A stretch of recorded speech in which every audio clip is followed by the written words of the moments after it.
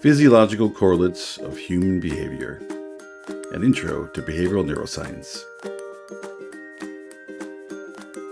With me, Dr. Andrew T. Ainsworth, Professor of Psychology at California State University, Northridge.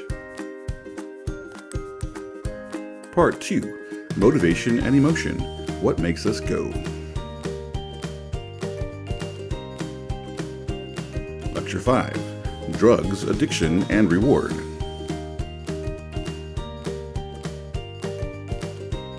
Section 3, Depressants.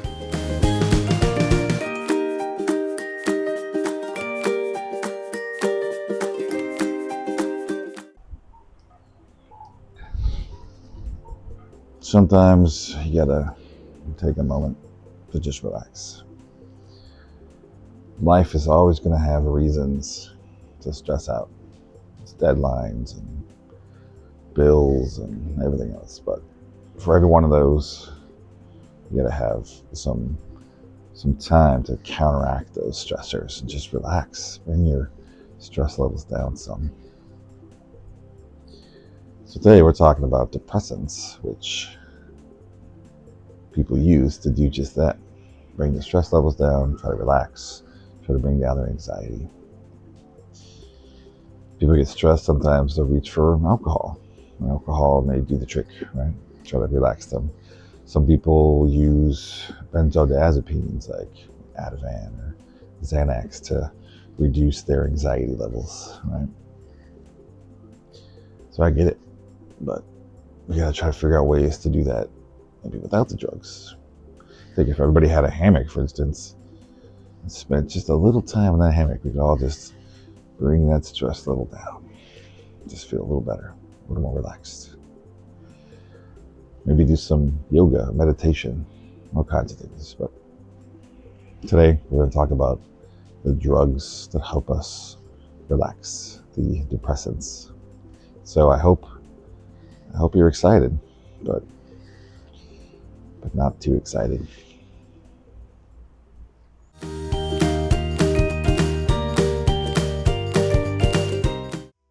All right, Dr. A here, back with Lecture 5, Section 3, Bolos. Let's do it.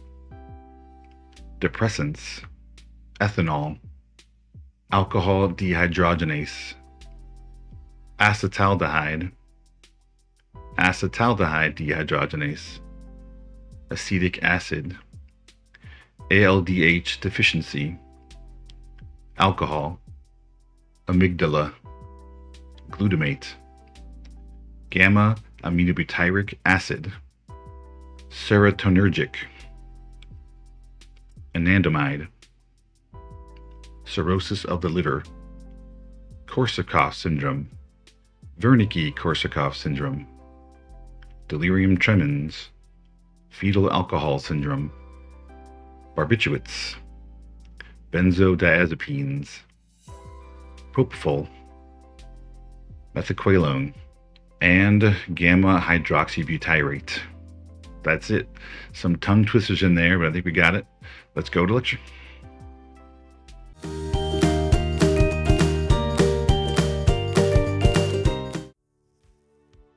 Hey, it's Dr. A again. We're still on the drugs, addiction, and reward, chapter 5. This is section 3, depressants. And again, we're still in part 2, motivation and emotion, what makes us go. The drug class depressants includes a ton of different kinds of drugs, a lot of which are used and abused every day here in the US. Let's talk about it. All right, well, last time we talked a lot about opioids. Now, as you can tell by the effects that we talked about they have on the system and stuff, that these are generally thought about as depressants, but yet we have them in a separate category from depressants. So they do things like slow down bodily functions and breathing. They have sedative and hypnotic effects, like they make you feel sort of relaxed and sleepy. However, they also have other effects that put them in their own category. One, they're analgesics, like they numb pain, even though depressants can do that also. People generally take opioids, at least in the beginning, or prescribe them because they're analgesics. It's the euphoric effects and stuff that they come back for over and over again. And it's because we have natural opioid receptors in our system that makes them generally part of their own category. Now, remember I said earlier that in lots of ways, lots of drugs can, go over multiple categories. Opioids are one of those. They're their own sort of category, but you can also think of them as depressants. I mention this because as we now move into talking about other, or the depressant category of drugs, which can include opioids, but include lots of other things. Let's talk about depressants in general. The depressants are drugs that reduce central nervous system activity. They're considered sedative, they're anxiolytic, which means they reduce anxiety, and they have a sleepiness effect to them. They have a hypnotic effect. Now, again, that sounds a lot like opiates, but the way a lot of these work, like alcohol, barbiturates, benzodiazepines, are all types of depressants, and we'll talk about a couple of other ones as well. And they all have this effect. What they don't do is, like opioids, they don't bind to opioid receptors, and they're not generally taken to as like if you were to have your foot crushed by a falling rock or something like that, you wouldn't necessarily reach right for alcohol. You would reach for something like morphine or something more that has a stronger pain-killing effect. Doesn't mean that you might not also drink alcohol, but alcohol is going to have a more relaxing effect. Same thing with barbiturates and benzodiazepines. These are all usually taken for a number of reasons, but oftentimes it's because, like for alcohol, it's a bit of a social lubricant, makes people feel a little more comfortable, a little less inhibited. Same thing, barbiturates have the same feeling, so do benzodiazepines. They're all have an effect of sort of reducing anxiety, which is generally why people tend to want to take these. It makes them feel more relaxed, more at ease. So let's talk about some of these.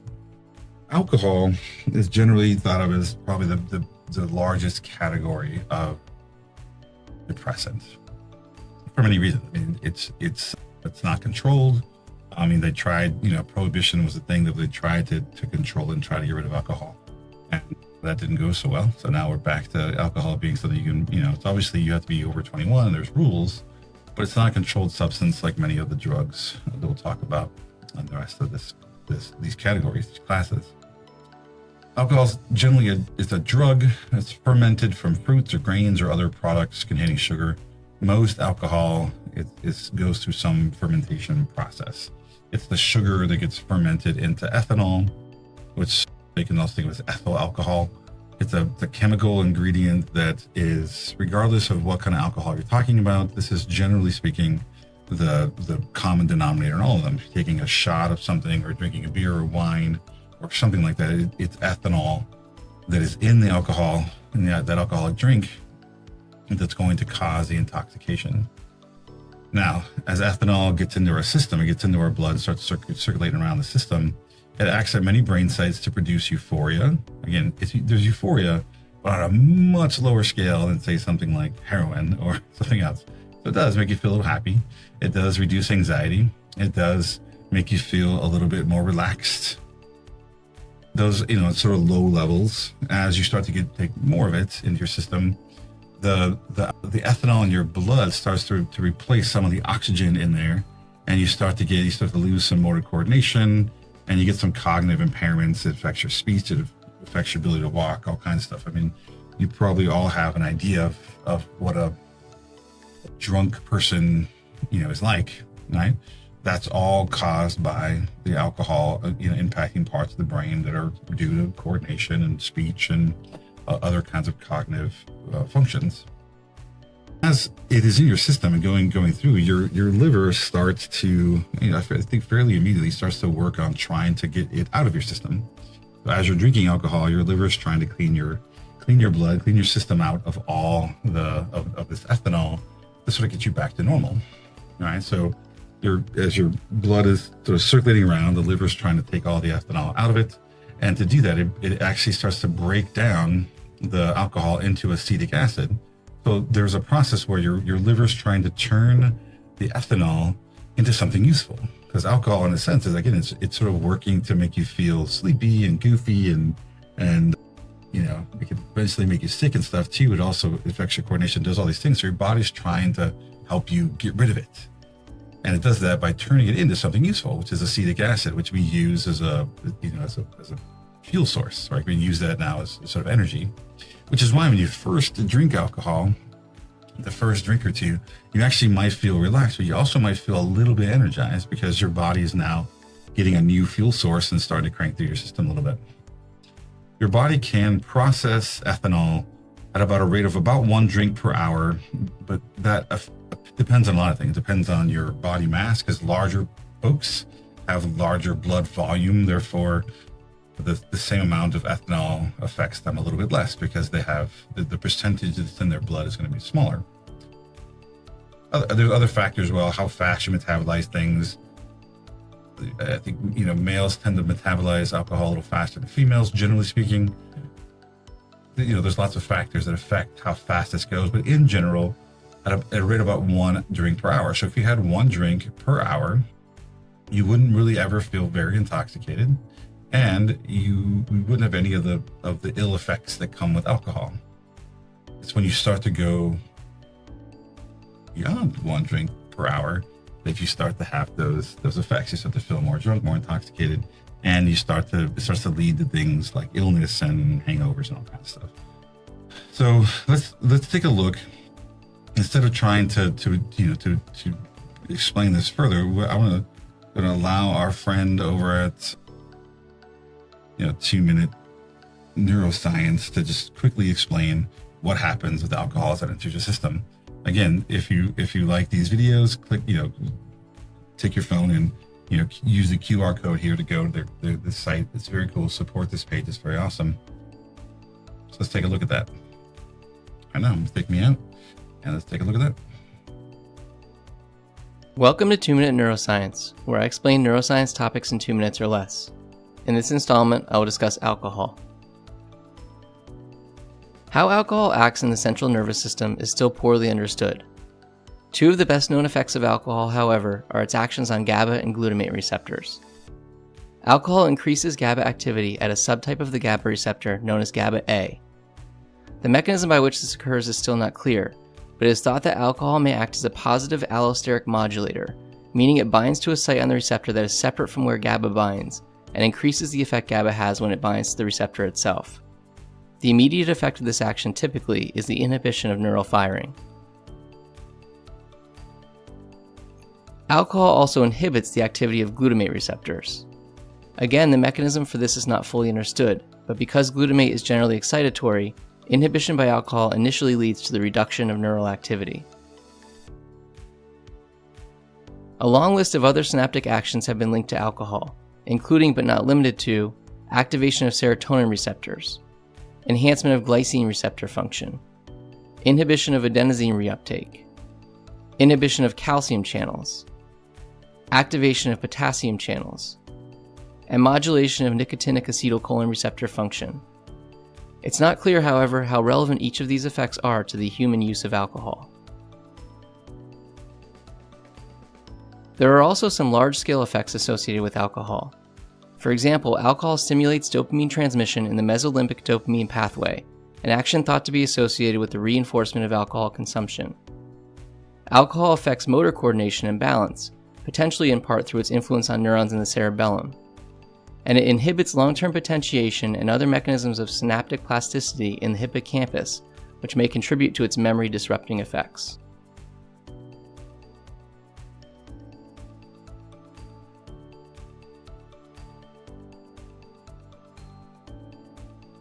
All right, you saw a lot of things there. One of the things that's going to come up quite a lot with a lot of these drugs is that GABA-A receptor. It seems to be one of the things that is a common thread to lots of these. But I'll come up again. Anyway, let's keep going. So this video, told you sort of what sort of happens where in the brain it affects things, that kind of stuff, and what causes the intoxicating effect, right? What kind of receptors are being affected in what parts of the brain, which is very important, and especially with the cerebellum, why your coordination gets sort of goofy, right? Because that's part of your brain that's responsible for that. But let's talk a little bit about what happens inside your liver. This is a picture of a human liver. Okay, let's talk about what happens. As you drink alcohol, the ethanol is sort of, and it's in your body, right? It's floating around, but as it enters into your liver then, its job is to sort of process out that ethanol that's in your system. What it does is sort of a two-step process, and it's kind of interesting because the first step is that it releases this chemical called alcohol dehydrogenase. Right? It's an enzyme. The shortened form is ADH. It releases that, and it starts to break down the ethanol. The way that it breaks down the ethanol is sort of fascinating. It turns the ethanol into this thing called acetaldehyde. Now, acetaldehyde is poisonous. It is a poison in our system, right? So it's a toxic chemical. It's what causes the nausea, the vomiting, the headache, and the potentially more serious effects like respiratory paralysis. It's a key factor in things like hangovers, contributing to symptoms like flushing in your face and the anxiety and racing heart that you feel while drinking sometimes. Okay, so this acetaldehyde is now in our system. It's being released in our system. So our body's converting this over to this. So it can do that pretty well. Again, if you drink an hour, it can do a pretty good job of that. It can keep that pretty much under control. It'll convert this over. Then it'll release this other enzyme called acetaldehyde dehydrogenase. Sometimes you'll see it called aldehyde dehydrogenase. The same thing. It's another enzyme, and that enzyme does the second step of the process, which is it turns acetaldehyde into acetic acid. Again, this is then goes into our system and can be used as an energy source. So this two-step process is interesting because you can do this process pretty well in about an hour per drink. There's enough of the ADH and ALDH to convert the ethanol to acetaldehyde and then again to acetic acid. But if you go more than one drink an hour, this is starting to be in your system a little too much. You're starting to see those effects, the flushing in the face and those kind of things are starting to happen. It can happen a little bit even at first with small amounts of alcohol, depending on your system and tolerance and lots of things. But the more you drink, the faster you drink, your body can't keep up with this process, and it's allowing this chemical, ethanol, and this chemical to float around your system because it can't process it fast enough, causing you to feel all those sick feelings and the vomiting and everything else, the dizziness and stuff that comes with it. A couple of things I want to mention. Some people have an ALDH deficiency. There are certain peoples, I think it even is in certain ethnic groups and stuff. There's a certain amounts of this occurring sort of naturally. I don't know if you ever heard. There's some I want to say some Asian cultures that whenever they drink even a little bit of alcohol, the face will flush really red. I had a friend in as an undergraduate who was Vietnamese, and we could generally tell how much he'd had to drink just by how red his face became. Now, it doesn't mean it's solely exclusive to sort of Asian cultures, but it is something where there's a higher rate of this ALDH deficiency, where even small amounts of alcohol can make them sick, can make them flush, can make them all kinds of stuff so they tend to have a much more negative experience when it comes to drinking alcohol. Another thing that's interesting about this ALDH, this acetaldehyde dehydrogenase, this long term here, the fun part about that thing is that you can also trigger basically a deficiency by using something like antabuse. So in severe alcoholics, where they really have a tough time, they really want to quit drinking, but they can't. It's an addictive process. Sometimes what they'll do is they'll actually get prescribed this antabuse drug, and they'll take it. It'll block this acetaldehyde dehydrogenase from forming or being delivered in the system. So this acetaldehyde never gets broken down into acetic acid. It stays in the system, and they get very, very, very, very sick off of very little alcohol. So if you want to, use some behaviorism, train yourself to dislike alcohol, well, taking something like antabuse will actually, you'll gain an association between alcohol and being very, very, very sick. That's what antabuse is. Okay. So it's an interesting process. Our liver's doing tons and tons of work. But you can see, as we'll talk about later, one of the effects that comes from alcohol is damage to the liver. And part of that's because this chemical, this sort of poison, amongst other things, are in the liver and being processed by the liver, and all at the same time doing slowly, little by little, doing a little bit of damage over time. If this happens often enough, you can actually start to severely damage the liver and cause things like cirrhosis and other stuff too that we'll talk about shortly.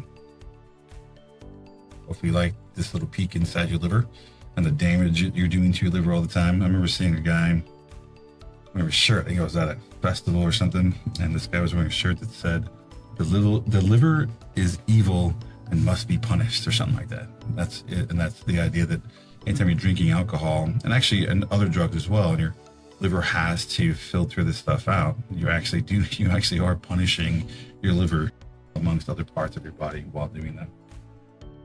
Alcohol, like I said, is probably the most common, right? There's no schedules, no control over it. It's the most abused depressant, and it's one of the oldest of the abused drugs. It's been around for a long, long, long, long time. Okay?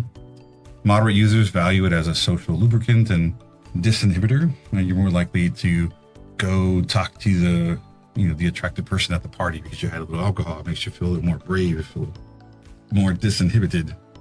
A purpose it serves best at low doses. Now, if you start to take it a little too much, well, that can start to make you feel like a stumbling sort of goofball, and it may actually hurt your game more than help it when you're trying to talk to that very attractive person. So remember, small doses, get a little bit of bravery, a little bit of spine. It may make you feel a little bit more confident. At higher doses, though, it has a very sedative, hypnotic, and even hallucinogenic or hypnotic, not just hypnotic, but psychedelic effect. So it can make you feel relaxed, make you feel sleepy, and also has a bit of a psychedelic effect. You can actually start to see, some hallucinations at higher levels. And the more you drink, the more likely you are just to fall asleep. It's just going to put you to sleep. So in terms of hallucinations, I don't know if you ever remember seeing any pink elephants in some Disney movie. I don't know if you ever was called. I don't know, but pink elephants are seeing pink elephants is it became sort of part of the zeitgeist, the common belief around alcohol and alcoholism, that especially when you were detoxing from alcohol, as we'll talk about later, it's stuff called delirium tremens, you'll see pink elephants as hallucinations. And that sort of popped up in Disney's Dumbo, when Dumbo and his friend drink some alcohol, they start to see a bunch of pink elephants. It's kind of a very freaky part of the movie, actually. It frightens young children often. Strangely enough, and not to be ironic, there's actually a beer called Delirium Tremens that features an elephant on the label. So that's a bit of a weird thing to call your beer when Delirium Tremens is a reaction to severe alcoholism. Anyway, pink elephants can happen, I guess, with a little too much alcohol. I mean, probably other hallucinations as well, green fairies, all kinds of stuff. We've done some imaging studies to show that moderate or high doses reduce activity throughout the brain and blunt the ability of the amygdala to distinguish threatening from neutral stimuli. So I think there's a lot of, the amygdala has a lot to do with fear responses and aggression. Maybe why when people drink, they oftentimes become more aggressive. There's lots more, bar fights are kind of a stereotype, right? Because those people are getting intoxicated and drinking at a bar. They're not only more disinhibited, they feel more confident, but they're also having parts of their amygdala being stimulated, and all the stimuli are starting to seem more or less threatening. Maybe due to reduced glutamate activity in parts of the brain, which is the most common excitatory neurotransmitter. and increased release of gamma-aminobutyric acid, GABA, especially at the GABA-A receptors, the most inhibitory transmitter. So as you're inhibiting these inhibitors, it's actually you're starting to get more activation, some excitation in parts of the brain that are usually turned off and inhibited.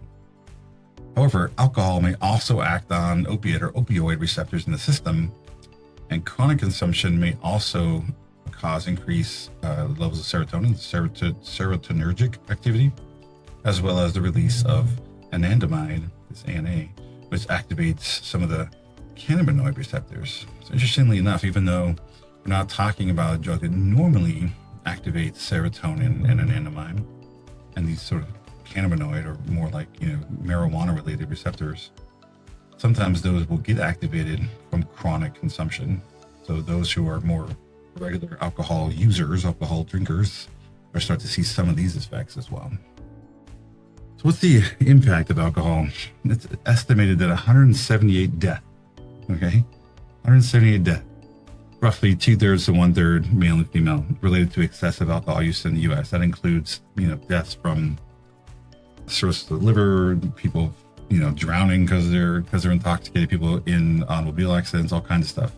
Alcohol is closely linked with the United States traffic fatalities, up to 1/3 of them. 1/3, like something like 37% of victimizations. I'm sorry, 1/3. Yeah, again, like 33. And about violent crimes, again, it's about 37%. About 1/3 of each of them are related to alcohol use. Just crazy if you think about it. Blood alcohol contents, these BACs, of 0.08%, right? Result in too much impairment to legally drive. That's the sort of limit for driving. While more severe blood alcohol contents of like 0.3 and 0.4 are life-threatening. So a blood alcohol content over 0.45 are typically fatal. So to take a look at this, so here's, again, this is just a reminder. Again, alcohol closely linked to traffic fatalities, lots and lots of traffic fatalities caused by drunk driving. And this is a breathalyzer that measures your blood alcohol content level. They sell these for personal use, so you can, if you want, get a breathalyzer to test your own levels. The problem with that is there's no way of knowing, one, if they're perfectly calibrated, and two, if they're not perfectly calibrated, they're not perfectly trustworthy. What if, you're more intoxicated and this tells you drive and then get an accident? Who's to blame? Who's responsible for that, right? But the ones that the police use are very similar. It's a little tube, you blow into it, it'll tell you. People that have severe alcohol or have had like runs with the law because of drunk driving or are severe alcoholics and stuff may actually have breathalyzers attached to their cars so that they have to blow, a level below a certain amount before the car can even start. So if you've ever, I don't know if you've ever had a field sobriety test or any of that kind of stuff, again, they're all just as annoying or as victimizing as it might seem when you're being pulled over and targeted by the police. What they're trying to do is prevent you from either being killed or killing other people with your automobile. So don't forget that part. Right? They're trying to keep everyone safe on the road. So if you've had too much to drink, don't drive. Especially nowadays. I mean, come on, let me hear me soapbox for a second. Nowadays, man, Uber, Lyft, all these different auto things now, we're starting to get driverless cars. There's no reason not to call and have someone pick you up and take you home. If you're drinking, don't drive. And if you're going to drive, don't drink. Right? Or again, if you think about it, remember, if you're going to be someplace for a long time, at least think about, all right, if I have a couple drinks now, I'm not telling you to do this, not recommending this, but you can think if I have a couple of drinks now, remember, it's going to be a couple of hours, like 1 hour per drink that's going to take before your body can even metabolize the alcohol in your system. It's likely going to take more than that, longer than that, before you're actually back to being sober again. Right? Sometimes I wonder, when your people they drink really late at night and they get up early and drive to work, they technically still could be drunk. That's why I'm thinking, so if you're drinking, so you had 6 drinks in the course of a night, it's going to be at least 6 hours before your body can fully metabolize it. It may take a little bit more to get it all out of your system. You're going to need at least 6, probably to 8 hours to fully get that stuff out of your system and not to be intoxicated anymore. So think about that when you go to sleep, when you got to wake up the next day.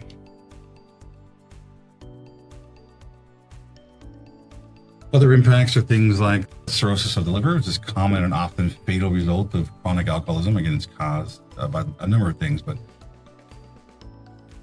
especially that you have this poison that is now, it's enveloping the inside of your liver. It's trying to process that thing, and so it's handling very sort of caustic substance that's going to cause some wear and tear on it, amongst other things too. And there's a whole process of your liver going from healthy all the way to cirrhosis. It's not like it goes from healthy liver, I believe, to fatty liver, to fibrous liver, to cirrhosis of the liver. So there's a whole process before then your liver will cease, being able to do its job, and all the toxins in your system stay there, and you get really sick and trigger all kinds of stuff. I think first and foremost, I believe, is heart attack and other, shut down all other body organs because your liver is no longer functioning anymore. A sort of lesser known syndrome.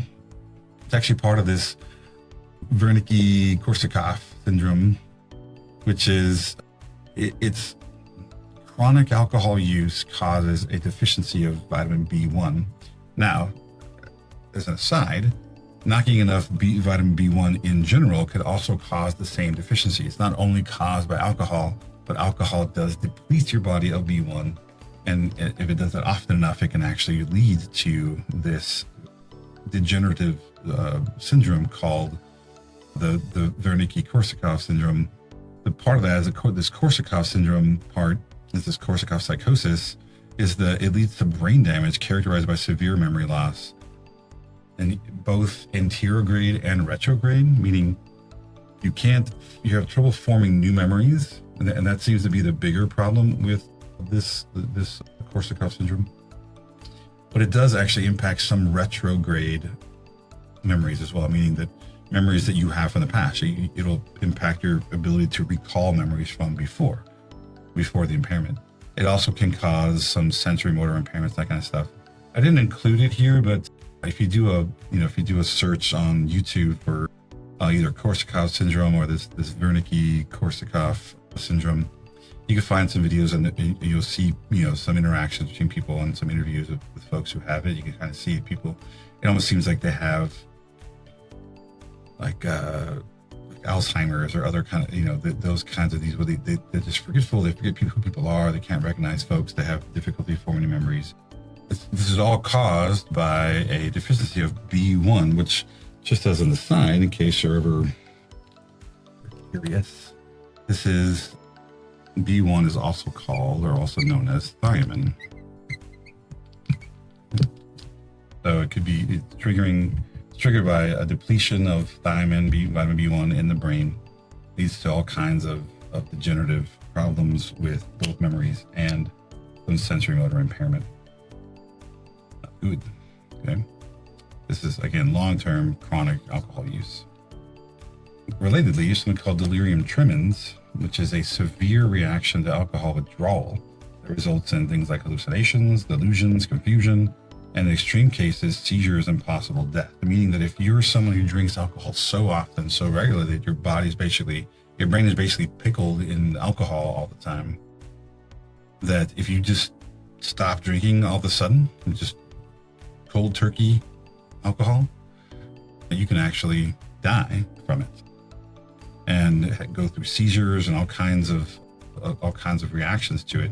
And I mentioned the pink elephants as part of the drinking process. Oftentimes it's the delirium tremens again, that it's this process of withdrawing from severe levels of alcohol and severe regular levels of alcohol in your system can cause all these things, right? So it could really impact your perception, your motor functions, and can lead to, in some cases, some extreme cases, a death. Alcohol is no joke, man. Yet it's somehow not controlled. Like, not one of all the substances we talked about as controlled substances and the schedule 1 through 5. Alcohol is not one of those substances, which is pretty crazy. You think about the amount of deaths and money and all kinds of stuff that go into alcoholism and supporting people's alcohol habits. It's pretty insane. It's pretty crazy. But I just took a second to erase this, but I also just want to look at, so here's the cirrhosis of the liver. So we saw the liver from before, that very pink, it's not really pink, but it's the best term I can use for it. It's got just a very pink hue to it, like that's healthy.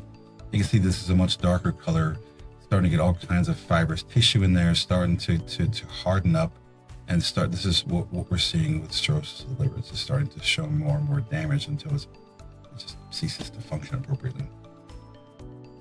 Other impacts. Now, this is a throwback to before, and again, like I said before, I like to have stuff repeat and sort of come up throughout, so because it helps you to remember and to piece them all together. So we talked about fetal alcohol syndrome before and how it impacts the migration of neurons in the brain. Well, alcohol passes easily through the placenta. So the placenta doesn't really filter out the alcohol as it comes through, which can cause fetal alcohol syndrome in 1 in 67 children whose mothers consumed alcohol during pregnancy. So it's not super rare, but it's also not, very common either. I think especially because there's been more information that's been out there to inform mothers about especially the critical periods during fetal development stuff. Regular alcohol abuse is not required to reduce damage, but this means, so I think people have this picture in their brain that the kids who have fetal alcohol syndrome, their mothers are like alcoholics. They're drinking constantly all the time. That's actually not necessary. You don't necessarily. The mother doesn't have to be an alcoholic and doesn't have to drink all the time. All it takes is just a couple of occasional binges of about 5 drinks at a time are predictive of fetal alcohol syndrome. And it's at a time where it's borderline, where the mother may or may not be aware that she's pregnant yet. So if she doesn't know that she's pregnant, like she wasn't planning on it and is pregnant, just maybe missed the period, doesn't know that she's pregnant yet, she can actually end up still going out drinking and doing stuff and actually have already done some of the damage.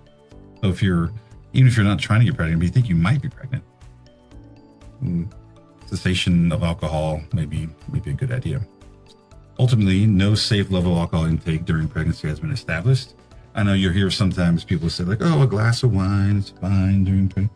They're saying really there's no studies to show that there's really any level of alcohol that's healthy or safe during pregnancy. And most doctors would recommend total abstinence from alcohol from the moment you're even trying to conceive having a baby. Just stop. And there's even some issues too, that if you decide to breastfeed after delivery, alcohol can actually get into the breast milk too. So you really can't drink even during the breastfeeding period either. So it's a pretty long run of being able to keep yourself out of drinking alcohol if that's something that you're really prone to do. So with fetal alcohol syndrome, this is the last information about the impacts of alcohol. Let's shift to a different topic.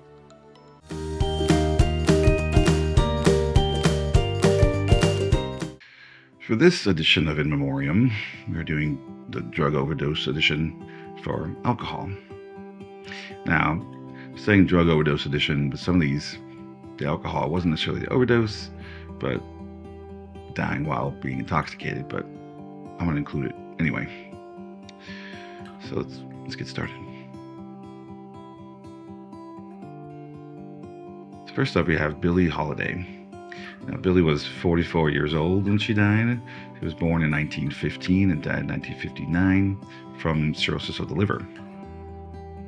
Billie Holiday was born Eleanor Fagan, was an American jazz and swing singer who revolutionized pop vocals and left a lasting impact on music and culture.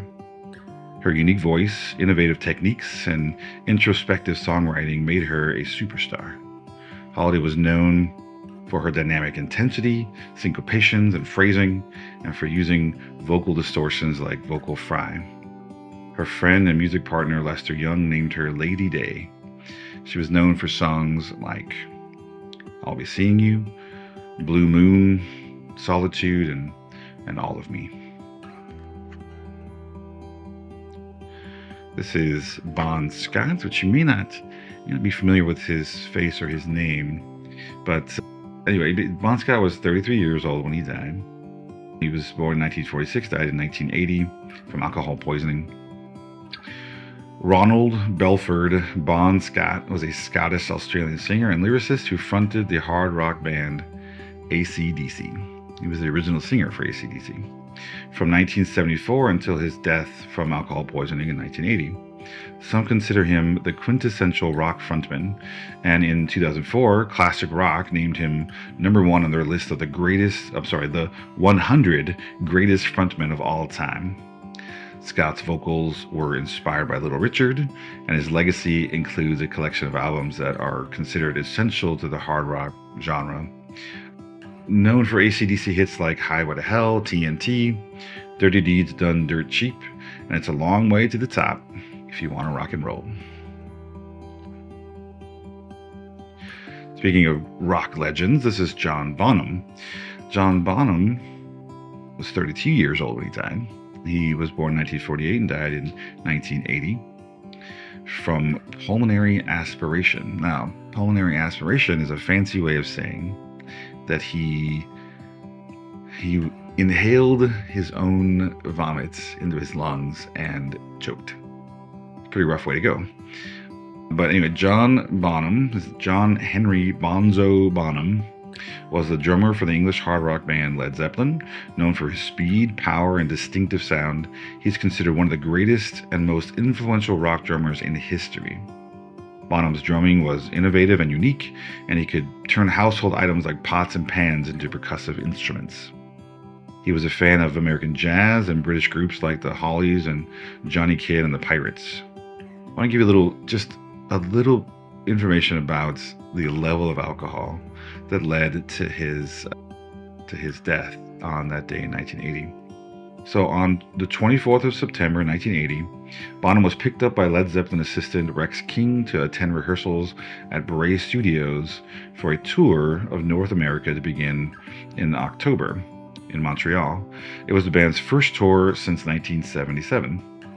During the journey, Bonham asked to stop for breakfast, where he drank 4 quadruple vodka screwdrivers. That's 16 shots, if you're keeping track there, totaling between 400 and 560 milliliters. He continued to drink heavily at rehearsals. The band stopped rehearsing late in the evening and then went to one of their friends' house. And around after midnight on September 25th, Bonham fell asleep. Someone took him to bed and placed him on his side, and they found him unresponsive the next afternoon, and he was pronounced dead at 32 years old. It's crazy. To start off the day for breakfast with 16 shots of vodka, it's pretty insane. Now, for many of you, this is probably one hits home pretty well. Amy Winehouse, member of the 27 Club, 27 years old when she died. She was born in 1983, died in 2011 from alcohol poisoning. Amy Jade Winehouse was an English singer-songwriter who blended soul, jazz, R&B, and reggae into a modern sound. Known for her contralto vocals and beehive hairstyle, Winehouse released her debut album Frank in 2003. Her 2006 album Back to Black won 5 Grammys, making her the first British woman to achieve that feat. Winehouse's personal struggles with addiction and relationships received media attention and stalled her recording career. She's known for songs like Rehab, Back to Black, and Valerie, and it's one of those sadly sort of ironic things for someone to have a song about how she does not want to go back to rehab to then die of alcohol poisoning. This next actress you may or may not recognize, but she was for quite some time. She was in many movies. She's quite a prolific actor. This is Elizabeth Pena. She was 55 years old when she died. She was born in 1959 and died in 2014 from cirrhosis of the liver. Elizabeth Maria Pena was a Cuban-American actress and television director who broke barriers for Hispanic women in Hollywood. Her career spanned 4 decades and includes roles in films and television. Pena's film credits include La Bamba in 1987, Jacob's Ladder in 1990, Rush Hour 1998, and she was a voice in The Incredibles in 2004. On television, she appeared in I Married Dora, Modern Family, Resurrection Boulevard, and Matador. This is David Cassidy. Now, David Cassidy lived to be a ripe old age of 67 years old. So this picture is obviously of him when he was younger. But he lived to be 67 years old, died in 2017, and was born in 1950. And he passed away from cirrhosis of the liver. David Bruce Cassidy was an American actor, singer, songwriter, and guitarist. Born in New York City to actors Evelyn Ward and Jack Cassidy, he became a 70s teen idol for his role as Keith Partridge on the musical sitcom The Partridge Family. He eventually had a music career, and he toured and did lots of stuff for many years after that too, but that's where he got to start. The show's fictional family had radio hits like I Think I Love You, and Cassidy himself released 12 studio albums and had many hit songs from the 1970s through to the 2000s. This is Dolores O'Riordan. Now, you may not know the name Dolores O'Riordan, but you would definitely recognize her voice. Dolores O'Riordan was 46 years old when she died. She was born in 1971 and died in 2018 from drowning due to alcohol intoxication. Dolores Mary Eileen O'Riordan was an Irish musician and singer-songwriter who achieved international fame as the lead vocalist of the rock band The Cranberries. O'Riordan was the principal songwriter of the band and additionally performed acoustic and electric guitars. She became one of the most recognizable voices in alternative rock and was known for her lilting mezzo-soprano voice, signature yodel, use of keening, and strong Limerick accent. They were known for songs like Linger and Zombie, and the video for the song Zombie was was the first by an Irish band to reach 1 billion views on YouTube. If you've never heard Dolores O'Riordan, Google her and listen to her voice. Amazing voice, whether you like her voice or not. In terms of, because there's yodeling, she does some very, very interesting things with her voice. You can definitely appreciate the talent and stuff that goes into the way that she's saying, even if you don't particularly like her voice. And our last entry here in the alcohol memoriam is Steve Harwell. Now, you may not recognize Steve Harwell, but I guess you could say that, hey now, he was an all-star. Anyway, Steve Harwell was 56 years old when he died. He was born in 1967 and died in 2023 from liver failure. Stephen Scott Harwell was an American musician. He was the lead vocalist for the rock band Smash Mouth from their formation in 1994 until his retirement in 2012, which was due to health complications. In 2013, he was diagnosed with cardiomyopathy and Wernicke encephalopathy, which can impair speech and memory. Smash Mouth was known for their songs Walking on the Sun in 1997, All Star in 1999, and they did a cover of the Monkees' I'm a Believer in 2001 that was featured in the movie Shrek. Anyway, that's it for our in memoriam for alcohol today.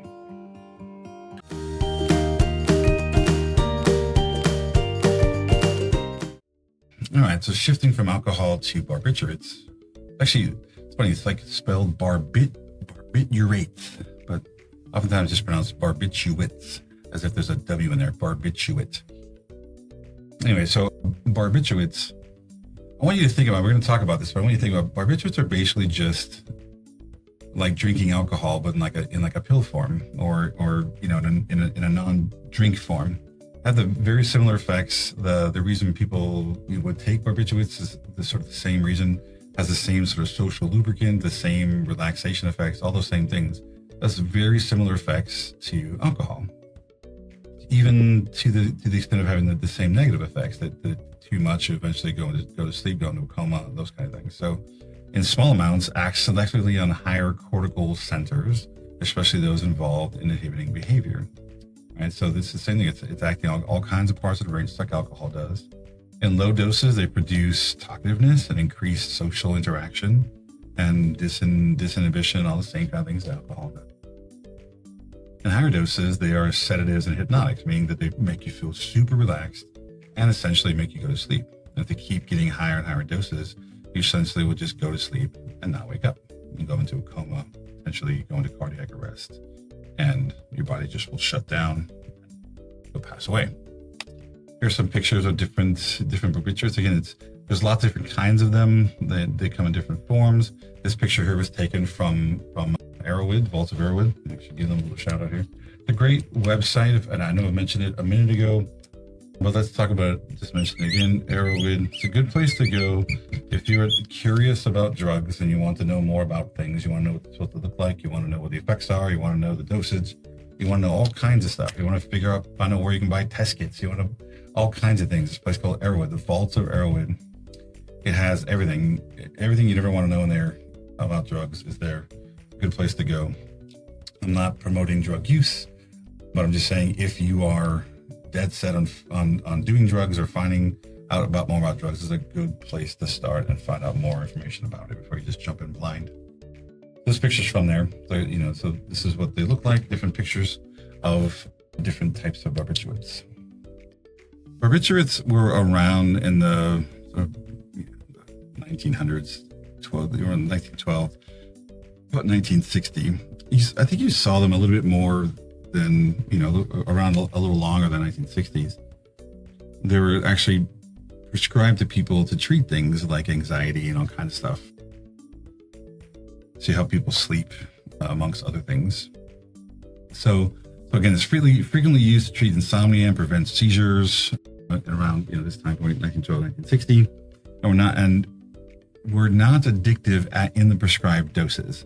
That's always the problem. Like the people would be prescribed a medication, but then would take more than was prescribed, and that's what would lead to lots and lots of problems. Tolerance for the drug is high. As people become tolerant, just like with alcohol, you begin to build up a tolerance against it, and you need to take more of it to feel the same. That led individuals to increase the dosage, which triggered addictive symptoms like those of alcoholism.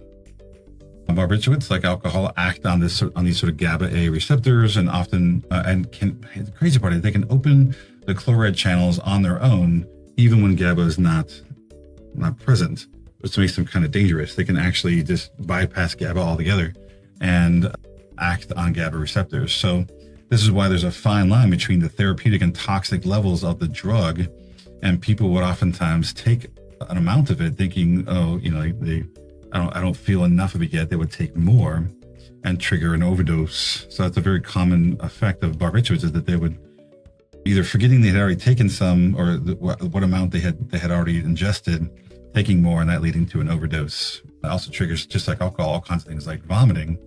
So lots of overdose deaths from drugs like barbiturates were often tied to also alcohol use. So they're drinking alcohol and taking barbiturates. This is never good. Mixing drugs is not ever a good idea. But then they would trigger them to throw up, and they would then aspirate their vomit, which means they would then breathe in the vomit in their lungs, causing them to choke, and that's how they would die. Lots of famous people died that way.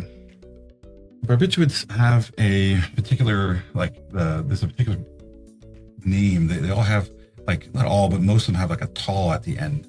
So like pentobarbital, amylbarbital, cyclobarbital, butalbital, thiopental, phenobarbital. These are all different. These are all the sort of generic names, but they go by different prescription names, like Nembutal, which is pentobarbital sold under Nembutal, and it's a Schedule II drug. Actually, these first three are all Schedule II, and these last ones are Schedule III, and then the very last one down here is actually a Schedule IV, considered sort of less dangerous. It's probably a weaker form.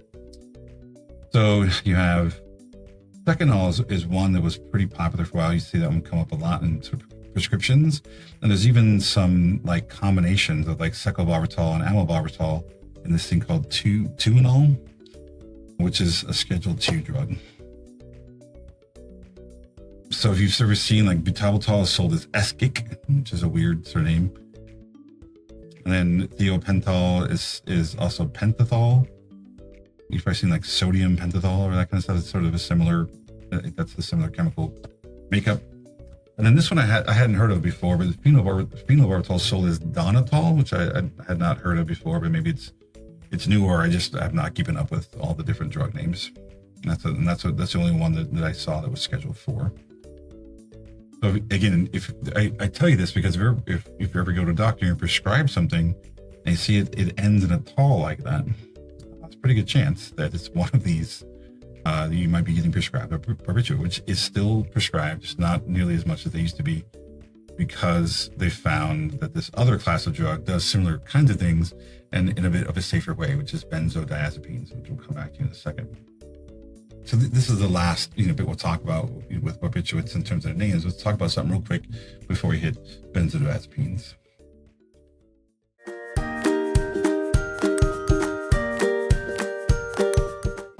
All right, another edition of In Memoriam, Drug Overdose Edition. Today we're going to be talking about barbiturates. Marilyn Monroe was 36 years old when she overdosed on barbiturates.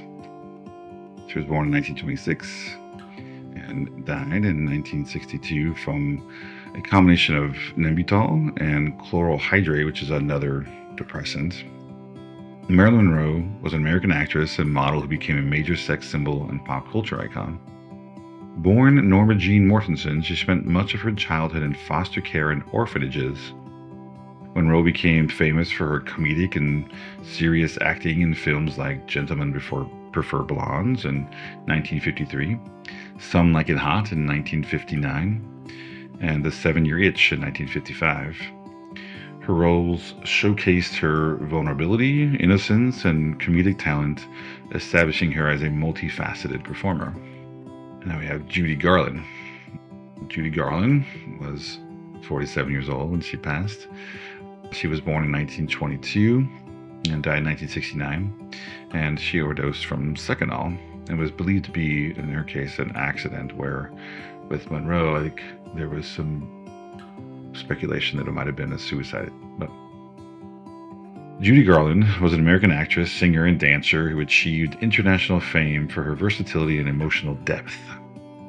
Garland performed in vaudeville with her sisters before signing with Metro-Goldwyn-Mayer (MGM) as a teenager. She made over 24 films for MGM, including her most famous role as Dorothy in The Wizard of Oz in 1939. 1939, by the way, was the year my dad was born. So in 1940, she received a special Oscar for her outstanding juvenile performances. She's also the mother of Liza Minnelli, who was another star in Broadway and stuff. Anyway, Jimi Hendrix was another member of the 27 Club. He was born in 1942 and died in 1970. He overdosed on a drug called Vaspirax, which is a combination of secobarbital, bralobarbital, and hydroxyzine. We also had alcohol in the system as well. James Marshall Jimi Hendrix was actually born Johnny Allen Hendrix, was an American singer-songwriter and musician. He is widely regarded as one of the greatest and most influential guitarists of all time. He was inducted into the Rock and Roll Hall of Fame in 1992 as a part of his band, the Jimi Hendrix Experience. The institution described him as arguably the greatest instrumentalist in the history of rock music. The Jimi Hendrix Experience had many hits, including Purple Haze in 1967, Hey Joe in 1967, The Wind Cries Mary in 1967, All Along the Watchtower in 1968, and Voodoo Child Slight Return in 1968 as well. And that concludes our In Memoriam for barbiturate overdose.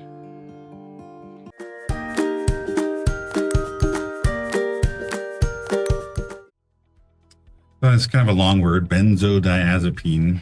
These are drugs that act on these specific kinds of receptors on, again, GABA A receptors. So these are all drugs that are similar, that are focusing on these GABA A, amongst others, receptors to produce anxiety reduction, sedation, and muscle relaxation. Benzodiazepines suppress activity in the limbic system and moderate anxiety, agitation, and fear. So it helps to bring down people's anxiety and stress. It seems like something that would counter the sympathetic nervous system, right? So you're in fight or flight mode. This stuff will actually sort of bring you back and kind of calm you down. These drugs are considered safer than barbiturates as they cannot open chloride channels on their own, but they are still addictive. It's just not as much as barbiturates, and the chance for things like overdose and death are dramatically reduced, even though they're not zero. There's still problems. You still can overdose, but more likely the chances are you'll do other things because of them in your system that will lead to death. These ones also have a particular recognizable way of spelling too, that they usually have Pam or Lam at the end. So like alprazolam. Alprazolam is better known as Xanax. So Xanax is a benzodiazepine that helps. It's prescribed as an anti-anxiety medication. You got clonazepam, which is Klonopin. So Klonopin is often, not only is it prescribed to reduce anxiety and stuff, oftentimes if you're trying to come off of other medications, like you're addicted to other substances, I want to say opioids in particular, but I could be wrong, that oftentimes they'll prescribe you Klonopin to compete with the symptoms, sort of bring the symptoms down from the withdrawals from other drugs that you're trying to get off of them. But again, what interesting thing is if you look up Klonopin, there's also been some issues too that people have claimed to have a really tough time coming off of Klonopin once they've actually come off the other drugs. So it actually may become more addictive in that scenario. So it's something to talk to with your doctor if that's true. But you notice one of the things you'll notice about these, right? Instead of being Schedule 1, 2, 3, these are all Schedule 4 drugs. Right? Again, there's a reason why these get prescribed more often than barbiturates anymore. You got clonazepam, Klonopin. You got diazepam, which is Valium, and that's one that's been around for a long time. Right? Valium has been a sort of staple of mood control and stuff for decades. You got lorazepam, which is better known as Ativan. So Ativan's another sort of newer, like along with Xanax, that's been prescribed more recently. You got temazepam, which is Restoril, which I'm not real familiar with. Triazolam, which is sold as Halcyon.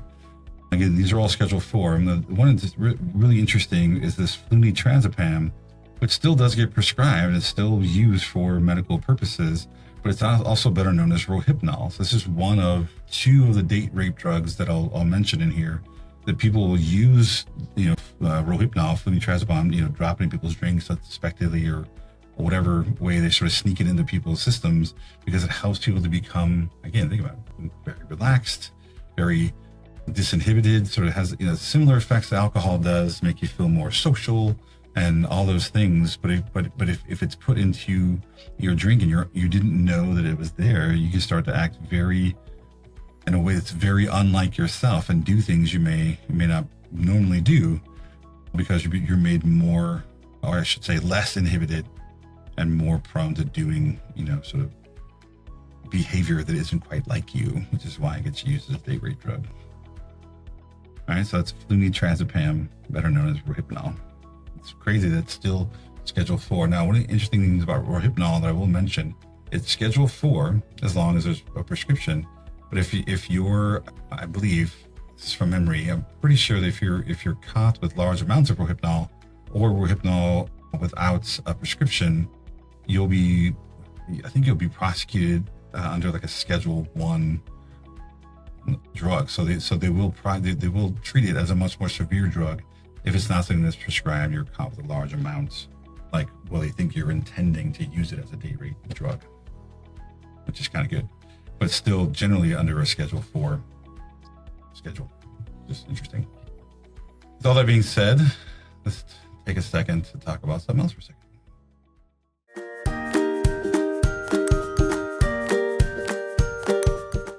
Welcome back to another In Memoriam drug overdose edition. This time we're talking about benzodiazepines. Benzodiazepines, generally speaking, are the sort of safer alternative to a lot of these drugs, but doesn't mean they're totally safe. Here we go. Anna Nicole Smith, who was 39 years old when she died. She was born in 1967 and passed away in 2007. She she overdosed on the drugs Klonopin, Ativan, Valium, and Serax, which are all different benzodiazepines. And she also had chloral hydrate in her system. So I also find interesting because she always had a very Marilyn Monroe-esque, like she was trying to emulate Marilyn Monroe, and the fact that they actually both had those in their system when they died, I find oddly coincidental. Or maybe it's not a coincidence. Vicki Lynn Marshall was known professionally as Anna Nicole Smith. She was the 1993 Playmate of the Year, for instance. Was an American model, actress, and reality TV star. She was born Vicki Lynn Hogan. She first gained recognition as a Playboy centerfold in 1992. From 2002 to 2004, she starred in the reality TV show The Anna Nicole Show, which documented her eating contests and dentist visits. Smith also appeared in the films Naked Gun 33 and a Third, The Final Insult in 1994, and Be Cool in 2005. Smith gained additional media attention when in 1995 she, at the age of 26, married billionaire J. Howard Marshall, who was 89 years old. Tom Petty in the Heartbreakers. Tom Petty he died at 66 years old. He was born in 1950 and died in 2017 from a combination of temazepam and alprazolam, but he also had fentanyl, oxycodone, and Celexa in his system. Now, you might be thinking, well, maybe it was the fentanyl that killed him. Well, when deciding which category these memoriams are going into, usually when I go through the information about how they died, whichever drug is sort of listed first in the series is sort of where I put them. So doesn't mean right or wrong. It's just that fentanyl was mentioned later in the description of drugs, so he's in this category instead, but who knows. Thomas Earl Petty was an American singer, songwriter, and guitarist who led the rock band Tom Petty and the Heartbreakers. Known for his distinctive voice and heartfelt lyrics, Petty sold more than 80 million records and defined a generation of rock. He was also a member of other bands like Mudcrutch and the Traveling Wilburys, and was also a successful solo artist. Petty and the Heartbreakers released 13 studio albums and toured constantly, becoming a staple of rock radio. Their biggest hits included songs like Mary Jane's Last Dance in 1993, Learning to Fly in 1991, American Girl from 1976, Refugee from 1980, and I Won't Back Down from 1989. Now, this one is another one of those that's a bit controversial because, technically, Chris Cornell died of strangulation. He was 52 years old when he died. He was born in 1964 and died in 2017. And again, the strangulation is a cause of death, but they found he had Ativan in his system and butalbital. Now again, Ativan was listed first, and his family has spoken out about how they believe Ativan contributed to his death that was at the time considered a suicide. Christopher John Cornell was a Grammy-winning, Golden Globe-nominated American singer, songwriter, guitarist, and composer. He's known best as the frontman and lead singer for the grunge band Soundgarden, which he co-founded in 1984. He also sang for Audioslave. If you don't know who Audioslave is, it's Chris Cornell on vocals, and then that was Rage Against the Machine band without the singer together. Right? So it's basically Chris Cornell as the frontman for Rage Against the Machine, which is pretty interesting. He also was in a band called Temple of the Dog with other folks from other grunge bands like Pearl Jam and things, and released 4 solo albums during his lifetime. Cornell was a key figure in the origins of grunge, and his unique voice and stage presence helped Soundgarden achieve legendary status. Soundgarden's biggest hits include Black Hole Sun from 1994, Spoon Man from 1994, Fell on Black Days from 1994, Outshined 1991, and Rusty Cage from 1992. And that's to wrap on our memoriam for benzodiazepines.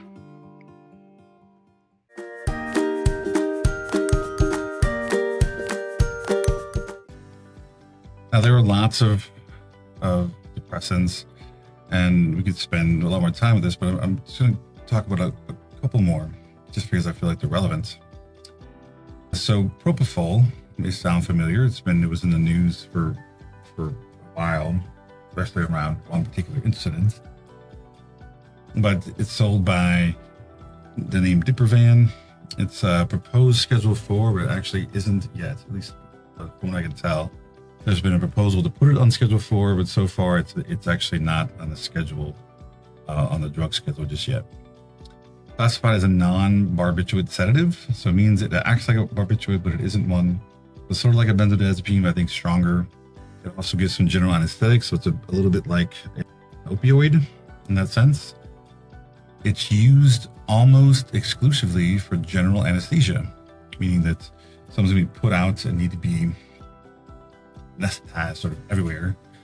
It's used almost primarily for that purpose and has replaced sodium pentothal, which is what used to be used as the general anesthetic.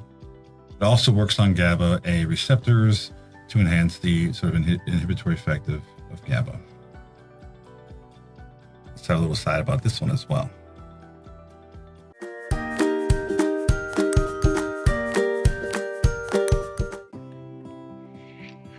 All right, welcome back for another edition of In Memoriam, Drug Overdose Edition. Today we're going to talk about propofol overdose, which means it's a pretty short list. Really only one famous person, at least I know of, that overdosed from propofol. That is Michael Jackson. Michael Jackson was 50 years old when he died. He was born in 1958 and died in 2009. And he died from an overdose of propofol with also lorazepam and midazolam in his system. Michael Jackson is considered the king of pop, where Elvis was the king of rock and roll. Michael Jackson is known as the king of pop. I mean,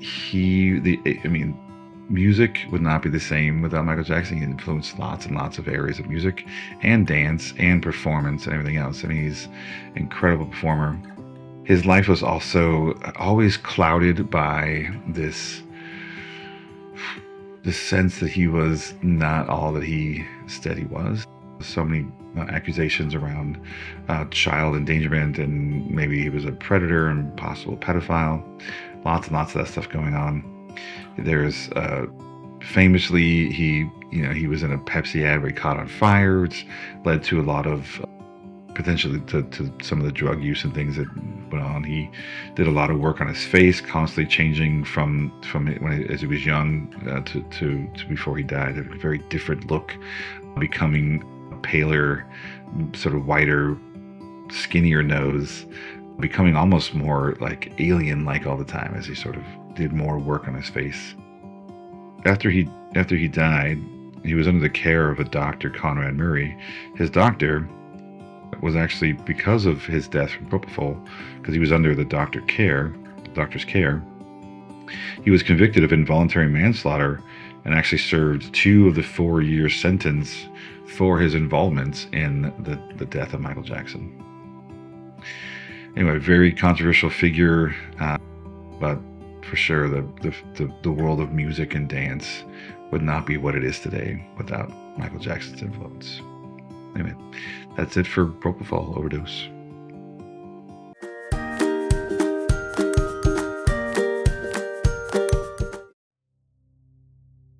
All right, we're coming down to the last couple of depressants I want to mention.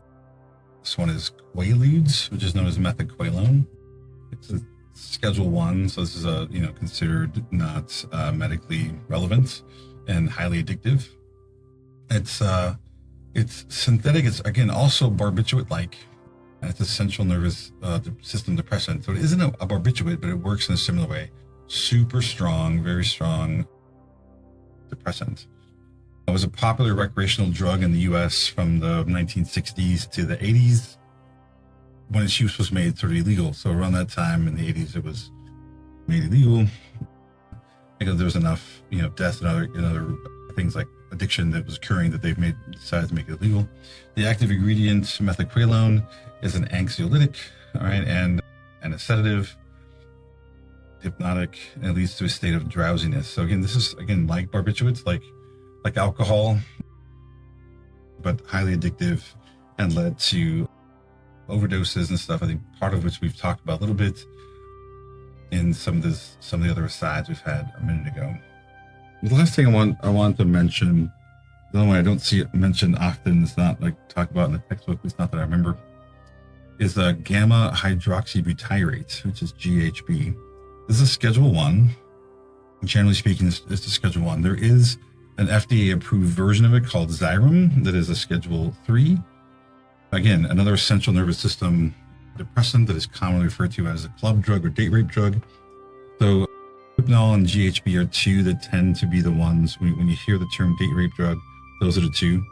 GHB is abused by teens and young adults at bars, parties, clubs, raves. Is often placed in alcoholic beverages for other people to drink, and then they're then taken advantage of because, again, it just makes you sort of pass out and become not non-responsive, but as if you're like really, really drunk and very little response. It does have euphoria. It does also come with increased sex drive, and tranquility are reported positive effects of GHB abuse.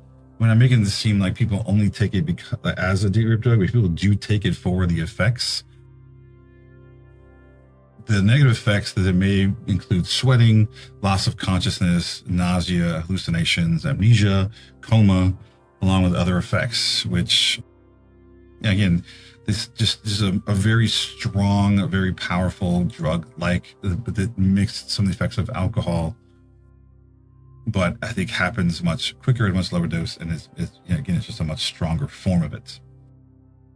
One last thing I do want to mention that is written out here is that this is oftentimes GHB is referred to as liquid ecstasy for having a similar effect, and I think because it's found in a lot of the same kinds of places as ecstasy, as MDMA. So again, if you hear something called GHB, called liquid ecstasy, specifically because this comes in a liquid form that's either drank, I think, or injected, just make sure that you know what you're getting into, and that it actually has strong effects. It does lead to lots of the same. Imagine like alcohol, but like on steroids. Like it's like a much stronger. The intoxication occurs within like 15 minutes. Super strong, lasts for hours, and does all kinds of crazy stuff. Get you in all kinds of crazy situations. And also, again, with Rohypnol and GHB, always make sure you know who's preparing your drinks. Keep your drinks covered. Keep your drinks inside at all the time. There's a lot of terrible people doing terrible things out there, so keep yourself safe. Don't fall victim to these kinds of drugs, and make sure that your friends are with you and take care of you when you do get intoxicated.